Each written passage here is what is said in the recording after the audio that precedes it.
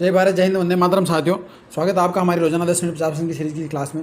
चलिए साथियों, स्टार्ट करते हैं अपनी आज की क्लास। पहला प्रश्न आपकी स्क्रीन पे, संविधान की प्रस्तावना के बारे में कौन सा कथन असत्य है, जो गलत है वो बताना। तो देखिए, संविधान की प्रस्तावना का कोई महत्व नहीं, यही गलत हो जाएगा। तो ऑप्शन नंबर ए जो है अपना सही हो जाएगा।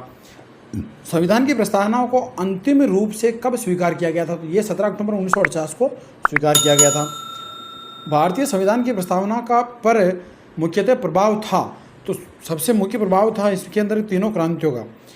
तो ऑप्शन नंबर ए जो है अपना सही हो जाएगा।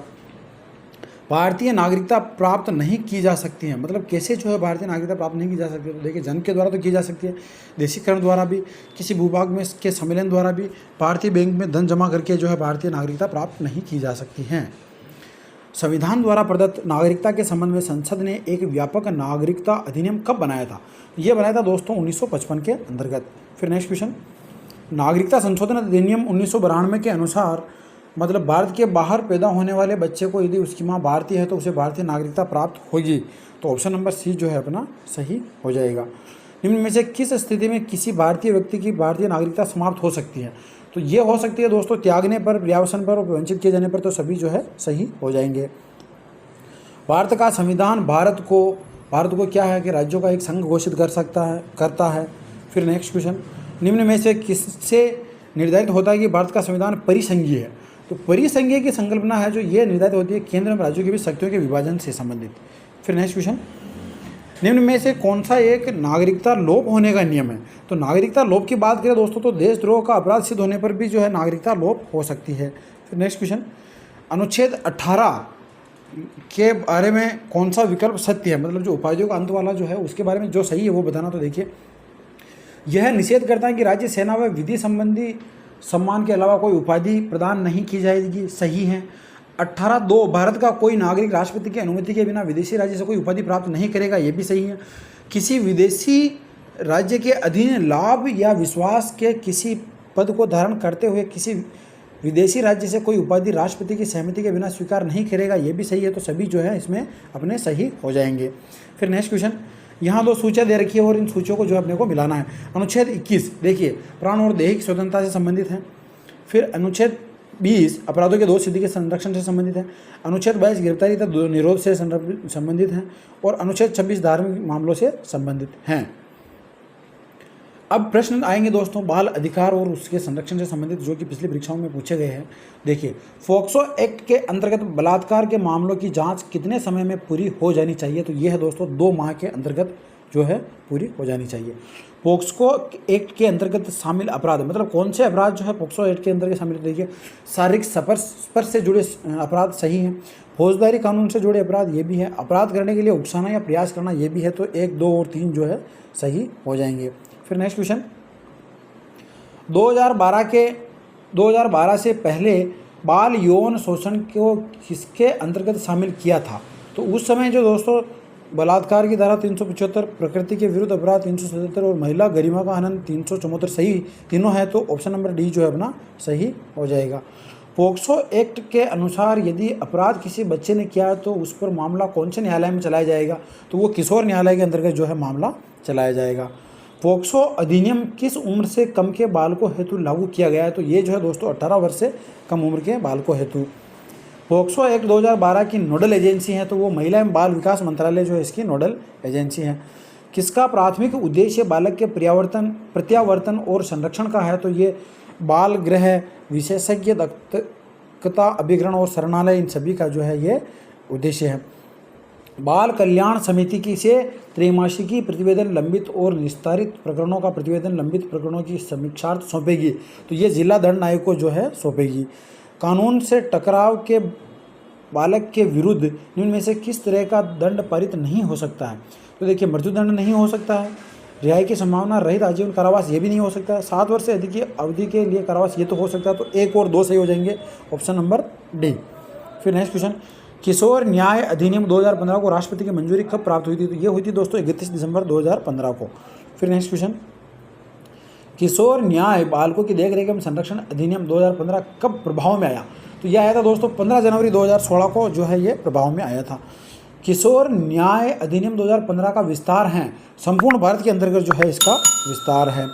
फिर नेक्स्ट क्वेश्चन, बालकों पर लैंगिक उत्पीड़न का दंड अधिनियम 2012 के अनुसार होगा कि, तो ये होगा दोस्तों कि कारावास जो 3 वर्ष से 5 वर्ष तक का होगा तथा जुर्माना। फिर नेक्स्ट क्वेश्चन, लैंगिक अपराधों से बालकों का संरक्षण अधिनियम किस वर्ष में पारित हुआ था? तो ये हुआ था दोस्तों 2012 के अंतर्गत पारित। फिर नेक्स्ट क्वेश्चन, पुलिस द्वारा बालकों से संबंधित लैंगिक अपराध के मामले को चाइल्ड वेलफेयर कमेटी के समक्ष कितने समय में लाया जाता है? तो ये लाया जाता है दोस्तों 24 घंटे के अंतर्गत। पोक्सो अधिनियम में शामिल हैं, तो पोक्सो के अंतर्गत क्या शामिल है ये बताना। तो देखिए, केवल लड़के, केवल लड़कियां, लड़के और लड़कियां दोनों, तो सभी जो है जेंडर इसके अंतर्गत शामिल हैं। भारत में सर्वाधिक बालकों का यौन शोषण किस राज्य में हुआ है? तो भारत के अंतर्गत असम के अंतर्गत जो है सबसे अधिक यौन शोषण हुआ है। बाल श्रम को रोकने हेतु कानूनी प्रावधान में बाल श्रम अधिनियम कब बनाया गया? तो ये अधिनियम बना था दोस्तों 1986 ईस्वी में। बच्चों के संरक्षण एवं लापता भागी हुए तथा तस्करी किए गए बच्चों के संबंध में सुरक्षा देने में नागरिकों की भागीदारी सुनिश्चित करने के लिए खोया पाया पोर्टल का आरंभ किस वर्ष किया गया? तो ये 2015 के अंतर्गत जो है किया गया था। फिर next question, POCSO e box संबंधित हैं, तो ये बच्चों से संबंधित हैं।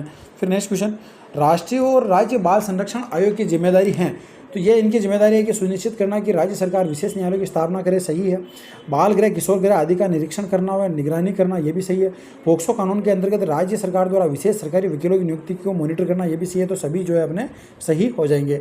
बाल यौन शोषण से जुड़ी शब्दावली में शामिल हैं, तो इसके अंतर्गत दोस्तों देखा जाए तो जो नियमित इसके अंदर शामिल होगा वो होगा कि यौन अंग प्रवेशन, हमला, ये सभी जो है इसमें शामिल हो जाएगा। बाल अपराधी की विशेषता नहीं है, जो बाल अपराधी है उसकी क्या विशेषता नहीं है? तो जो नियमित अध्ययन करता हो ये उसकी जो है विशेषता नहीं है। समग्र बाल सुरक्षा योजना कब प्रारंभ की गई थी? तो ये योजना जो दोस्तों 2009-10 के अंतर्गत प्रारंभ की गई थी। किशोर अपराधियों के लिए विद्यालय बॉस्टन पाठशाला का आरंभ किस देश में हुआ था? तो ये हुआ था दोस्तों अमेरिका के अंतर्गत। बयान देते समय और मुकदमे के दौरान बच्चों के अधिकारों में शामिल हैं, तो इनके अंतर्गत शामिल हैं कि पुलिस के सामने बयान, मजिस्ट्रेट के सामने बयान, मुकदमे के दौरान बच्चे के अधिकार सभी हो जाएंगे, तो उपयुक्त सभी जो है सही हो जाएंगे। भारत में बाल अधिकार संविधा की अनुपालना में कौन से कानून पारित किए हैं? तो देखिए, किशोर न्याय अधिनियम 2015 ये पारित किया है। बाल अधिकार संरक्षण आयोग अधिनियम 2005 ये भी है। यौन अपराधों से बालकों का संरक्षण अधिनियम 2012 ये भी है। तो सभी जो है हो जाएंगे 1, 2 और 3। फिर नेक्स्ट, पोक्सो का अर्थ है, पोक्सो जो ये शब्द है इसका क्या अर्थ है? तो इसका अर्थ है कि लैंगिक अपराधों से बालकों का संरक्षण अधिनियम, ये जो है इसका अर्थ होता है। तो ऑप्शन नंबर सी जो है अपना सही हो जाएगा। बाल श्रम अधिनियम निम्न में से किस संगठन के प्रावधानों के अनुरूप है? तो ये जो है दोस्तों अंतर्राष्ट्रीय श्रम संगठन के प्रावधानों के अनुरूप है। पोक्सो अधिनियम 2018 में हुए संशोधन के अनुरूप निम्न में से किस आयु से कम की बच्चियों के साथ दुष्कर्म करने पर अपराधी को फांसी की सजा का प्रावधान किया गया? तो ये है दोस्तों 12 वर्ष। फिर नेक्स्ट क्वेश्चन, लोकतंत्र में निर्वाचन और मतदाता जागरूकता से संबंधित प्रश्न आएंगे। तो देखिए दोस्तों, किस अनुच्छेद के तहत देश में एक स्वतंत्र निर्वाचन आयोग की स्थापना का प्रावधान है? तो ये अनुच्छेद 324(1) के अंतर्गत आता है। फिर नेक्स्ट, अपनी पार्टी के विरुद्ध यदि विधायक या सांसद दूसरी पार्टी में मतदान करता है तो उसे क्या कहा जाता है? तो उसे जो है दोस्तों क्रॉस वोटिंग कहा जाता है। फिर नेक्स्ट क्वेश्चन, नई लोकसभा या विधानसभा गठित करने के लिए होने वाले चुनाव कहलाते हैं? तो वो जो है आम चुनाव कहलाते हैं। फिर नेक्स्ट, प्रथम मुख्य चुनाव आयुक्त कौन थे? तो प्रथम मुख्य चुनाव आयुक्त जो है वो सुकुमार सेन थे, जिन्हें SK सेन हम कहते हैं। प्रथम राजस्थानी मुख्य निर्वाचन आयुक्त कौन बने? तो वो थे दोस्तों आपके नागेंद्र सिंह। फिर नेक्स्ट क्वेश्चन, किस संविधान संशोधन के तहत मतदान की आयु 21 से घटाकर 18 कर दी गई? तो वो था दोस्तों 61वां संविधान संशोधन। फिर नेक्स्ट क्वेश्चन, परिसीमन आयोग का पदेन अध्यक्ष होता कौन होता है? तो वो मुख्य निर्वाचन आयुक्त जो है इसका पदेन अध्यक्ष होता है। निर्वाचन आयोग के प्रमुख कार्य होते हैं, इनके प्रमुख कार्य हैं कि भाई एक तो चुनाव की तिथियों का निर्धारण करना, चुनाव क्षेत्रों का परिसीमन और मूल्यांकन करना, मतदाता सूची तैयार करना, तो ये सभी जो है इनके कार्य हो जाते हैं। फिर नेक्स्ट, देश में प्रतिवर्ष राष्ट्रीय मतदाता दिवस कब मनाया जाता है? तो ये 25 जनवरी को जो है मनाया जाता है। फिर नेक्स्ट, किसी नागरिक को मत देने का अधिकार है, मतलब मत देने का अधिकार जो उसको है जो 18 वर्ष की उम्र का से अधिक का जो है भारतीय नागरिक हो उसको है।